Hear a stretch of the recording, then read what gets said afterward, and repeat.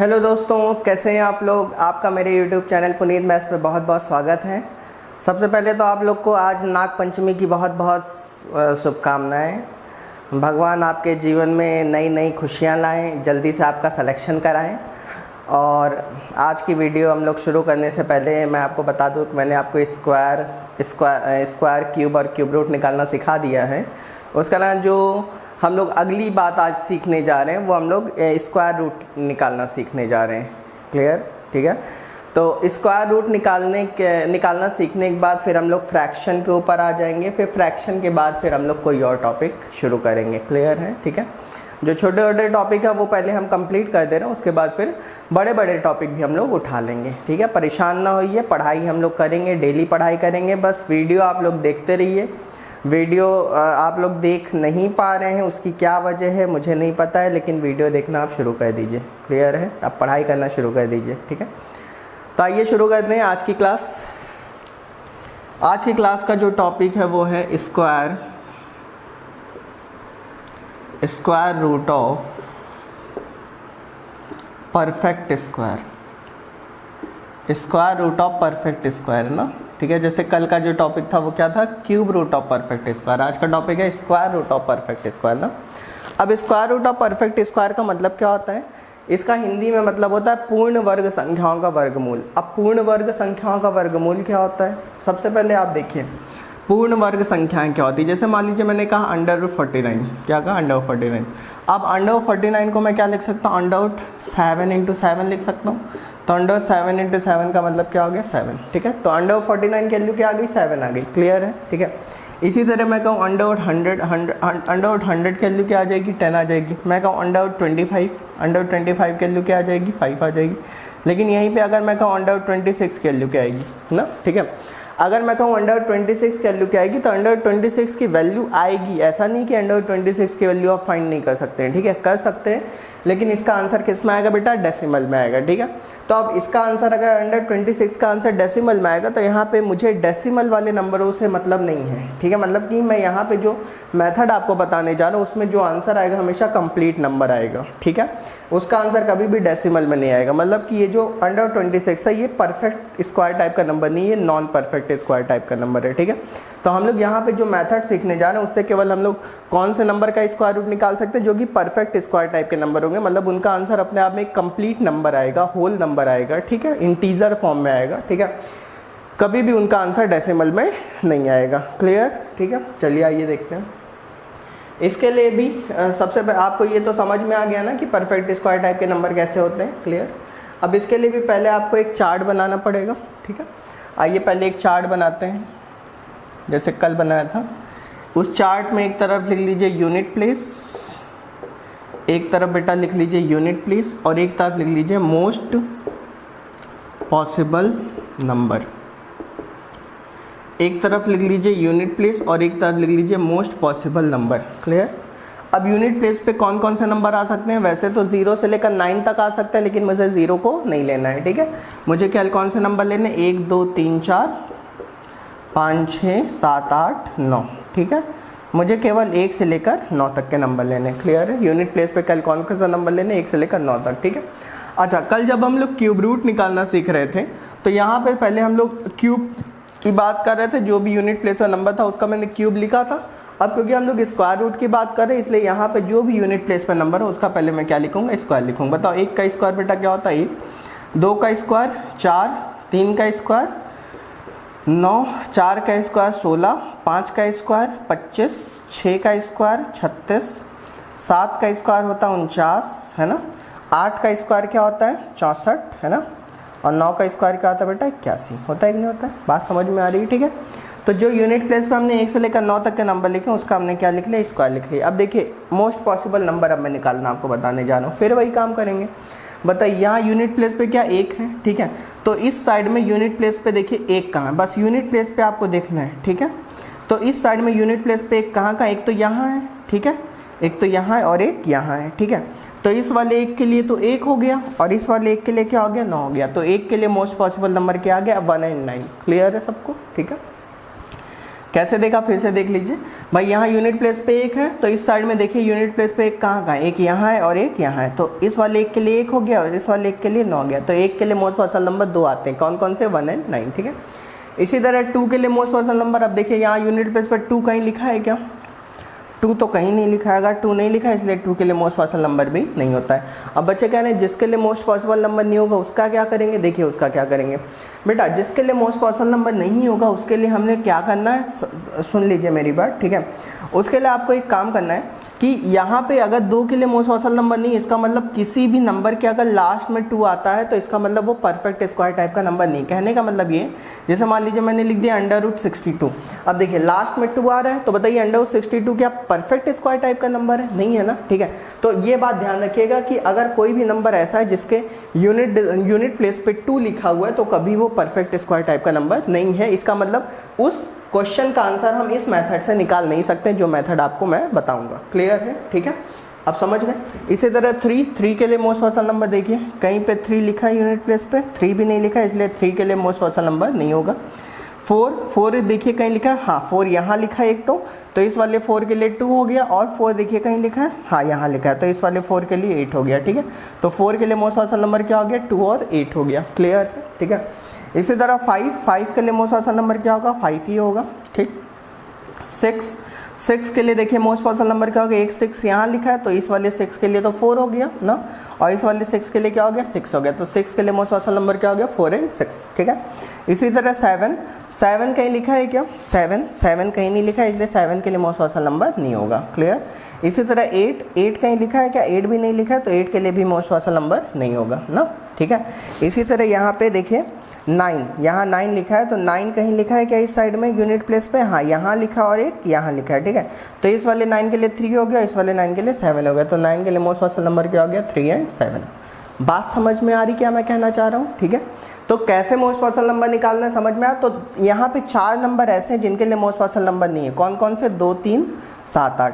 तो कभी भी किसी नंबर के यूनिट प्लेस पे 2, 3, 7, 8 आता है तो इसका मतलब वो परफेक्ट स्क्वायर टाइप का नंबर नहीं है। अगर वो परफेक्ट स्क्वायर टाइप का नंबर नहीं, इसका मतलब उस क्वेश्चन का आंसर मैं इस मेथड से निकाल नहीं सकता हूँ, जो मेथड मैं आपको बताने जा रहा हूँ। बात समझ गए सब लोग, क्लियर है, ठीक है, ऑल क्लियर, आगे बढ़े, ठीक है। चलिए, तो अगर अब बच्चे कह रहे हैं इसके लिए थोड़ा सा मोस्ट पॉसिबल नंबर याद करना भी सिखा दीजिए, चलिए मैं सिखा दे रहा हूँ। देखिए बेटा, 1 के लिए होता है 1 9, 2 3 के लिए कुछ नहीं, 4 के लिए 2 8, 5 के लिए 5, 6 के लिए 4 6, 7 8 के लिए कुछ नहीं, 9 के लिए 3 7।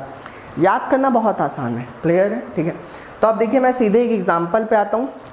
ये बातें आपको समझ में आ रही बेटा, पढ़ाई करते रहिए, मैं बार बार आपसे कह रहा हूँ, पढ़ाई नहीं करोगे तो जीवन में क्या करोगे, नहीं, ठीक है।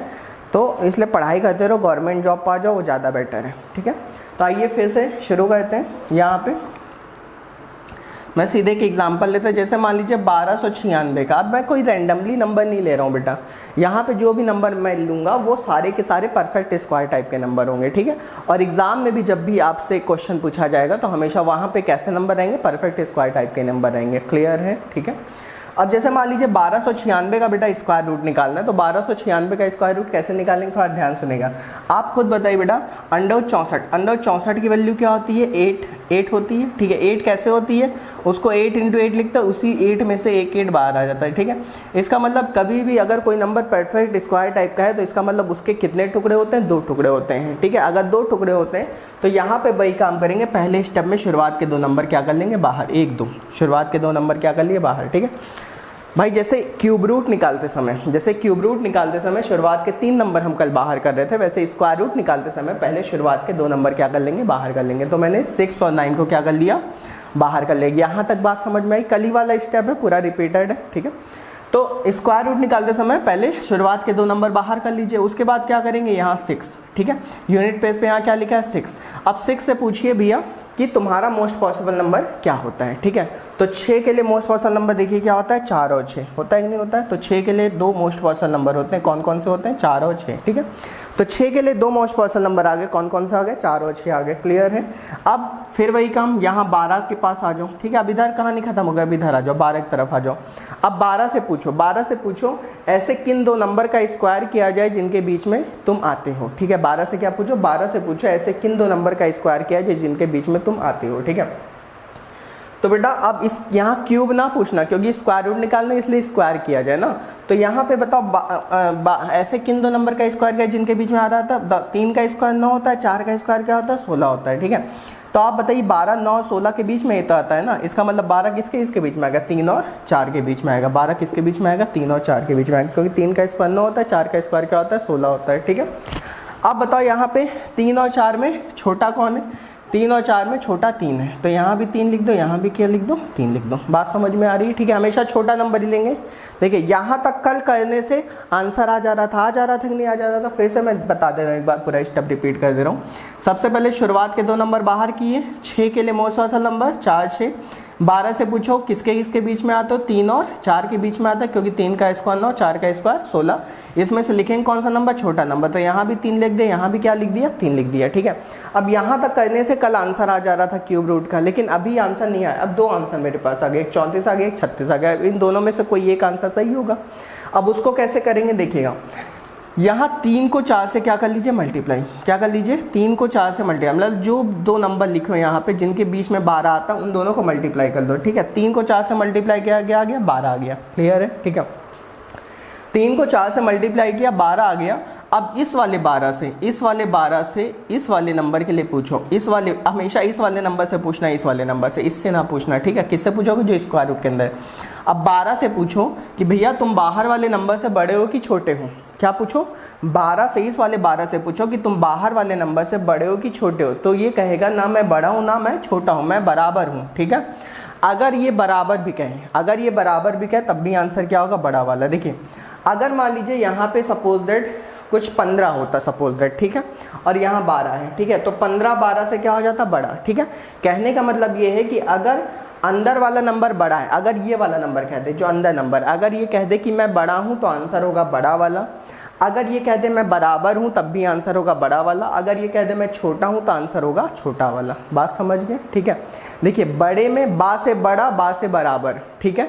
बड़े और बराबर में आंसर बड़ा वाला होता है और छोटे में आंसर क्या होता है, छोटा वाला होता है, ठीक है। फिर से मैं आपको एक बार एक्सप्लेन कर दे रहा हूँ। जैसे 1296 का बेटा स्क्वायर रूट निकालना है तो कैसे करेंगे, सबसे पहले शुरुआत के 2 नंबर बाहर कर लीजिए, ठीक है। 6 के लिए मोस्ट पॉसिबल नंबर क्या होता है, 4 और 6 होता है, ठीक। 12 से पूछो किसके किसके बीच में आता है, 3 और 4 के बीच में आता है, क्योंकि 3 का स्क्वायर 9, 4 का स्क्वायर 16, तो यहाँ लिखना कौन सा हमेशा छोटा नंबर, यहाँ भी 3, यहाँ भी 3 लिख दिया, ठीक है। 3 को 4 से मल्टीप्लाई किया, क्या आ गया 12 आ गया। इस वाले 12 से पूछा मैंने कि भैया बाहर वाले नंबर से तुम बड़े हो कि छोटे हो, तो इसने कहा मैं बाहर वाले नंबर से बराबर हूँ। अगर ये कह रहा बराबर है तब भी आंसर क्या होगा, बड़ा वाला। अगर ये कह रहा बड़ा है तब भी आंसर क्या होता, बड़ा वाला। बराबर कहेगा तब भी बड़ा वाला आंसर, बड़ा कहेगा तब भी बड़ा वाला आंसर, छोटा कहेगा तो हमेशा आंसर इसके ऊपर डिपेंड करता है। अब समझ में आ गई बात, समझ गए, ठीक है। चलिए एक क्वेश्चन और ले लेते हैं, ठीक है। जैसे मान लीजिए आपको 2401 का स्क्वायर रूट निकालना है। किसका स्क्वायर रूट निकालना है, 2401 का स्क्वायर रूट निकालना है ना। अब 2401 का स्क्वायर रूट कैसे है, शुरुआत के 2 नंबर बाहर किए, क्लियर। अब बताओ 1 के लिए मोस्ट पॉसिबल नंबर क्या होता है, 1 और 9 होता है कि नहीं होता है, हाँ होता है, ठीक है। बताओ 24 किसके इसके बीच में आएगा, 24 आएगा 4 और 5 के बीच में, क्यों, क्योंकि 4 का स्क्वायर 16 होता है, 5 का स्क्वायर 25 होता है, ठीक है। अब 4 और 5 में लिखोगे कौन सा नंबर, छोटा वाला। यहाँ भी 4 लिख दिया, यहाँ भी 4 लिख दिया, ठीक है। उसके बाद 4 को 5 से मल्टीप्लाई कर लो, कितना आ गया, 20 आ गया, कि नहीं आ गया। अब 24 से पूछो, क्या पूछो भैया बाहर वाले नंबर से बड़े हो कि छोटे हो, तो 24 कहेगा मैं बाहर वाले नंबर से बड़ा हूँ। अगर बड़ा हूँ तो आंसर क्या होगा, बड़ा वाला। आंसर क्या आ गया इसका, 49 हो गया। बात समझ गए, ठीक है। तो 1 के लिए मोस्ट पॉसिबल नंबर 19 होता है, 2 3 के लिए कुछ नहीं, 4 के लिए 2 8 होता है, 5 के लिए कुछ नहीं, 6 के लिए 4 6 होता है, 7 8 के लिए कुछ नहीं, 9 के लिए 3 7 होता है। अभी बात समझ में आ रही सबको, ठीक है। चलिए एक और एग्जांपल ले लेते हैं। जैसे मान लीजिए मुझे 2304 का 2304 2304 का स्क्वायर रूट निकालना है। इसमें वही काम करेंगे, शुरुआत के 2 नंबर बाहर कर लिए। 4 के लिए मोस्ट पॉसिबल नंबर क्या होता है बेटा, 2 8 होता है कि नहीं होता है, देखिए 4 के लिए क्या होता है, 2 8 होता है ना। 4 के लिए मोस्ट पॉसिबल 2 8 होता है। 23 से पूछो, क्या पूछो किसके इसके बीच में आओगे, तो 4 और 5 के बीच में आएगा, ठीक है। तो 4 5 में छोटा कौन है, 4 4 4 लिख लिया, ठीक है। फिर क्या करेंगे, 4 को 5 से मल्टीप्लाई करो, क्या आ गया, 20 आ गया। 23 से पूछो बाहर वाले नंबर से बड़े हो कि छोटे हो, तो 23 क्या है, बड़ा है। अगर बड़ा है तो आंसर क्या हो गया, 48।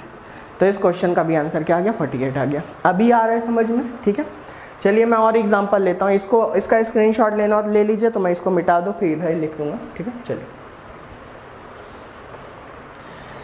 अगला एग्जाम्पल 7744 7744, आप लोग करके दिखाइए। अगला एग्जाम्पल है 7744 7744, इसका आंसर निकाल के सब लोग दिखाइए। 7744 7744 7744 है ना, इसका स्क्वायर रूट हमें निकालना है। अब इसका स्क्वायर रूट कैसे निकालेंगे, सबसे पहले दो नंबर को अलग कर लिया, शुरुआत के दो नंबर को। अब बताइए 4 के लिए मोस्ट पॉसिबल नंबर क्या होता है बेटा, 2 8 होता है कि नहीं होता है, बताया था, ठीक है। अब 77 से पूछे किसके इसके बीच में आते हो, 8 और 9 के बीच में, क्यों, क्योंकि 8 का स्क्वायर 64 होता है और 9 का स्क्वायर क्या होता है, 81 होता है, तो 8 और 9 के बीच में आता है। 8 और 9 में छोटा कौन है, 8, तो यहाँ भी 8 लिख दो, यहाँ भी क्या लिख दो बेटा, 8 लिख दो, क्लियर है। फिर 8 को 9 से मल्टीप्लाई करो, कितना आ गया, 72 आ गया। 77 से पूछो बाहर वाले नंबर से बड़े हो कि छोटे हो, तो 77 क्या कहेगा, मैं बड़ा हूँ, तो आंसर क्या हो गया, बड़ा वाला, तो आंसर क्या आ गया इसका, 88 आ गया। बात समझ गए आप सब लोग, आ रहा है बच्चों को समझ में, क्लियर है सारी चीज़ें, ठीक है। अगला एग्जाम्पल लें, चलिए अगला एग्जाम्पल लेते हैं। जैसे मान लीजिए हमें स्क्वायर रूट निकालना है 17689 का, इसका स्क्वायर रूट निकालना है। इसमें वही काम करेंगे, पहले शुरुआत के दो नंबर क्या कर लीजिए, बाहर कर लीजिए, तो मैंने 89 को बाहर कर लिया।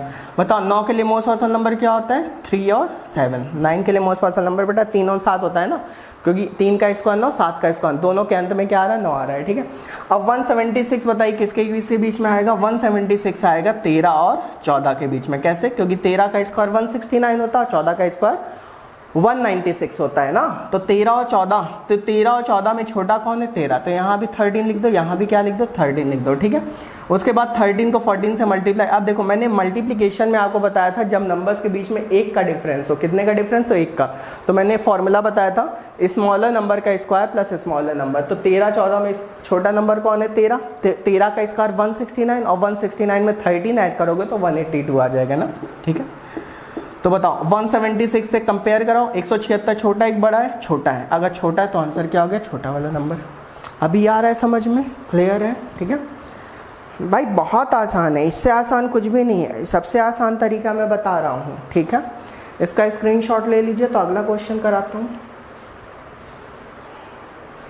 हटा दी इसको, चलिए अगला क्वेश्चन देखते हैं। अगला क्वेश्चन है भाई 15,625, 15,625 का मुझे स्क्वायर रूट निकालना है ना।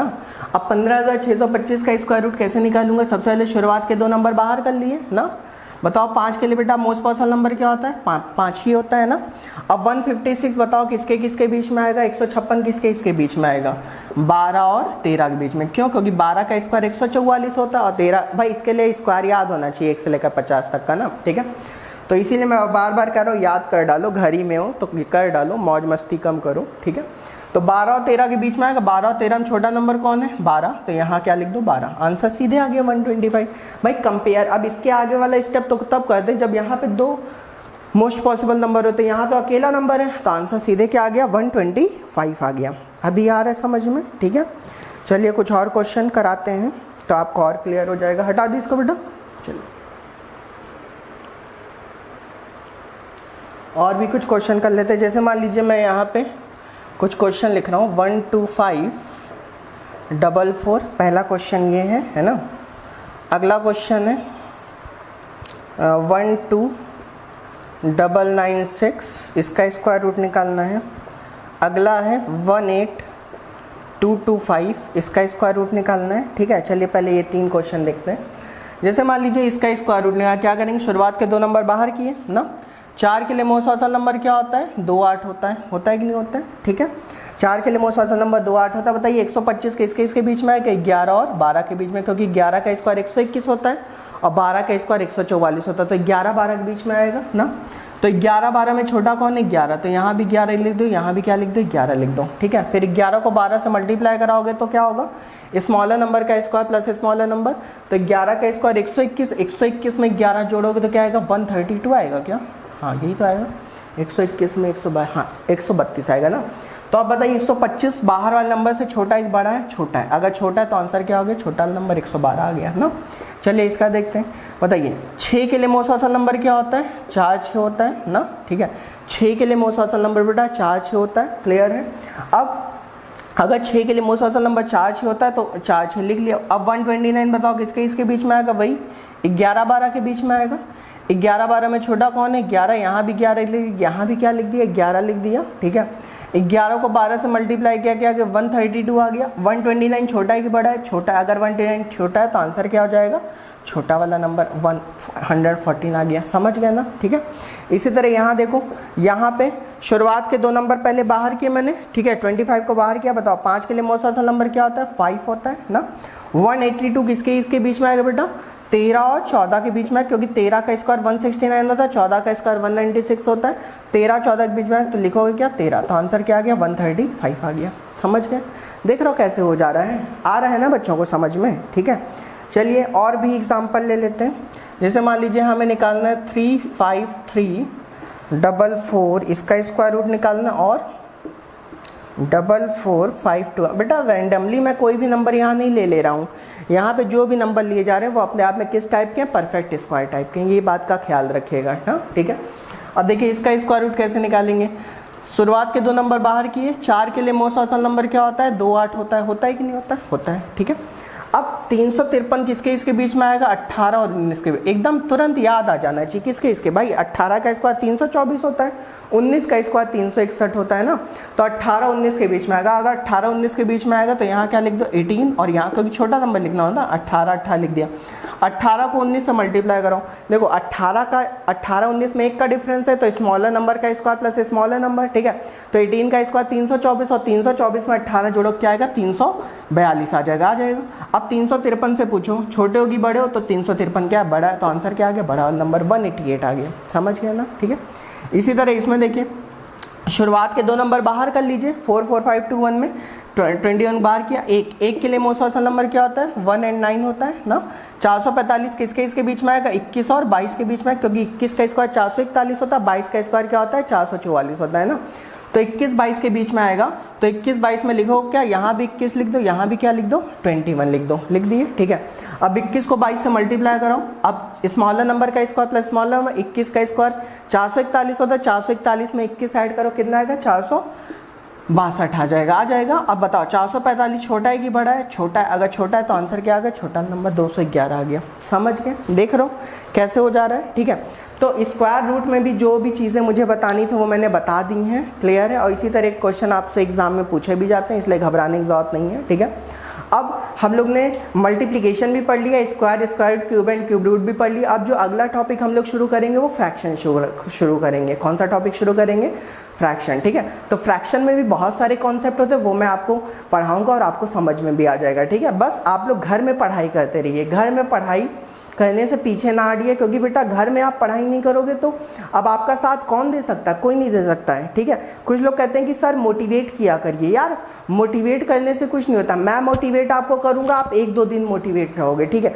जब तक आपके अंदर खुद से जुनून नहीं आएगा, तब तक आप मोटिवेट नहीं रह सकते। भाई अब मुझे ही देखिए, मुझे इस वीडियो बनाने का कुछ भी नहीं मिल रहा है, लेकिन मेरे अंदर पढ़ाने का एक पैशन है। भाई पैशन है, इसलिए मैं पढ़ा रहा हूँ आपको, ठीक है।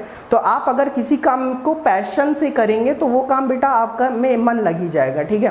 तो इसलिए अगर कोई ये कह रहा है कि मैं मोटिवेट नहीं हो पाता हूँ तो मोटिवेट करना पड़ेगा। भाई मोटिवेट नहीं हो पा रहे तो बस इतना सोच लिया करो कि आपके सामने 2 लोग हैं, आपके माँ बाप हैं, ठीक है।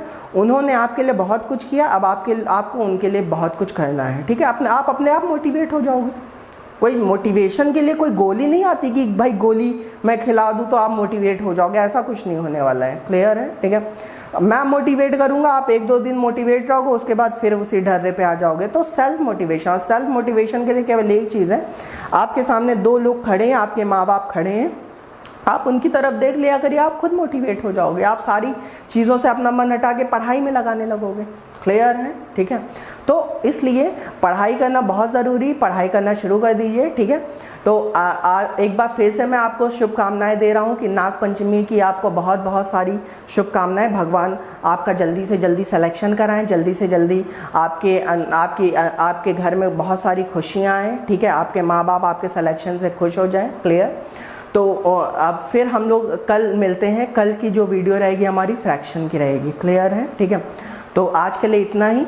Okay, thank you so much.